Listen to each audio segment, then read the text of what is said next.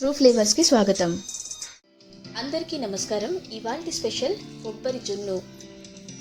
ఇంట్లో ఉండే వస్తువులతోనే చాలా ఈజీగా చేసుకోగలిగే ఈ స్వీట్ అందరికీ బాగా నచ్చుతుంది.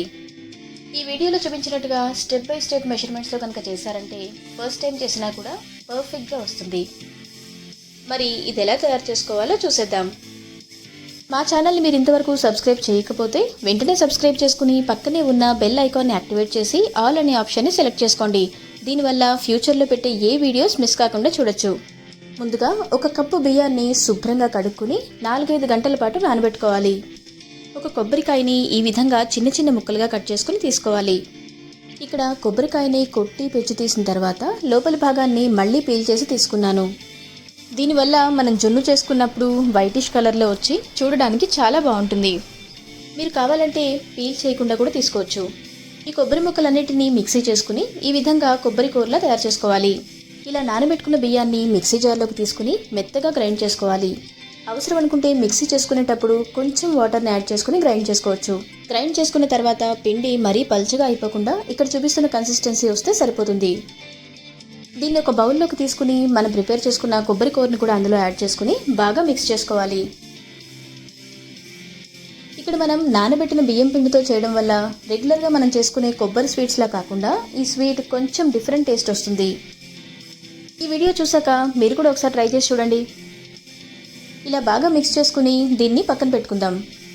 ఇప్పుడు ఒక డ్రై ప్యాన్లోకి 1 కప్పు బెల్లం, 1/3 కప్పు పంచదారని తీసుకోవాలి. ఇప్పుడు దీనికి 1 టీ గ్లాస్ సైజు నీళ్లు అంటే సుమారు 120 ml వాటర్ యాడ్ చేసుకోవాలి. ఇప్పుడు ఈ బెల్లం పంచదార మొత్తం వాటర్లో చక్కగా కరిగిపోయేంత వరకు వెయిట్ చేయాలి.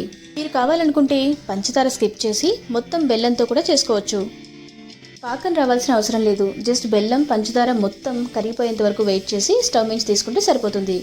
ఇప్పుడు ఈ సిరప్ని బాగా చల్లారనిచ్చి మనం బియ్యం పిండి కొబ్బరి మిక్స్ చేసి పెట్టుకున్న బౌల్లోకి ఫిల్టర్ చేసుకుని తీసుకోవాలి. గుర్తుంచుకోండి, ఈ సిరప్ని బాగా చల్లారిన తర్వాత మాత్రమే ఇందులో మిక్స్ చేయాలి. ఇప్పుడు ఈ మొత్తాన్ని బాగా మిక్స్ అయ్యే విధంగా కలుపుకోవాలి. ఇప్పుడు ఇందులో 1 టీ స్పూన్ యాలకుల పొడిని మిక్స్ చేస్తే మంచి ఫ్లేవర్ వస్తుంది. అలాగే దీంతోపాటు 1/2 టీ స్పూన్ సాల్ట్ని కూడా యాడ్ చేయాలి. మొత్తం బాగా మిక్స్ చేసుకున్న తర్వాత ఒక గిన్నెని ఈ విధంగా నెయ్యితో బాగా గ్రీస్ చేసుకుని తీసుకోవాలి. ఇప్పుడు మనం బౌల్లో మిక్స్ చేసుకుని రెడీగా పెట్టుకున్న మొత్తాన్ని గిన్నెలోకి ట్రాన్స్ఫర్ చేసుకోవాలి. ఒకసారి గిన్నెని ఈ విధంగా ట్యాప్ చేసి పైన ఈ విధంగా మిరియాల పొడిని స్ప్రింకిల్ చేసుకోవాలి. ఇప్పుడు దీన్ని ప్రెషర్ కుక్కర్లో హై ఫ్లేమ్ మీద 10 నుంచి 12 విజిల్స్ వచ్చేంత వరకు ఉడికించుకోవాలి. మరీ ఎక్కువగా ఉడికించినా కూడా గట్టిగా అయిపోతుంది. ఇలా ఉడికిన తర్వాత గిన్నెని బయటకు తీసి బాగా చల్లారనివ్వాలి. బాగా చల్లారిన తర్వాత ఈ విధంగా నైఫ్తో కానీ స్పూన్తో కానీ ఎడ్జెస్ లూజ్ చేసుకుని ఒక ప్లేట్లోకి డీమోల్డ్ చేసుకోవాలి. కొబ్బరి జున్ను పర్ఫెక్ట్గా రావాలంటే ఇది పూర్తిగా చల్లారి సెటిల్ అయిన తర్వాత మాత్రమే డీమోల్డ్ చేసుకోవాలి. వావ్, చూసారు కదా కొబ్బరి జున్ను ఎంత చక్కగా వచ్చిందో.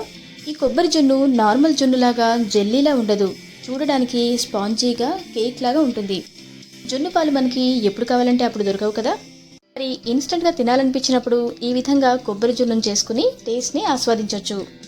ఈ పాతకాలపు రెసిపీ అయిన కొబ్బరి జున్ను మీరు కూడా ప్రయత్నించి మీకు ఎలా వచ్చిందో మాకు కమెంట్స్లో తెలియజేయండి. వీడియో మీకు నచ్చితే లైక్ చేసి షేర్ చేయండి. మరిన్ని టేస్టీ రెసిపీస్ కోసం మా ఫేస్బుక్ పేజ్ని ఫాలో చేయండి. మా ఛానల్ని ఇంతవరకు సబ్స్క్రైబ్ చేయకపోతే వెంటనే సబ్స్క్రైబ్ చేసుకుని పక్కనే ఉన్న బెల్ ఐకాన్ని యాక్టివేట్ చేయండి. దీనివల్ల ఫ్యూచర్లో పెట్టే ఏ వీడియోస్ మిస్ కాకుండా చూడొచ్చు. మరో టేస్టీ రెసిపీతో మళ్ళీ కలుద్దాం.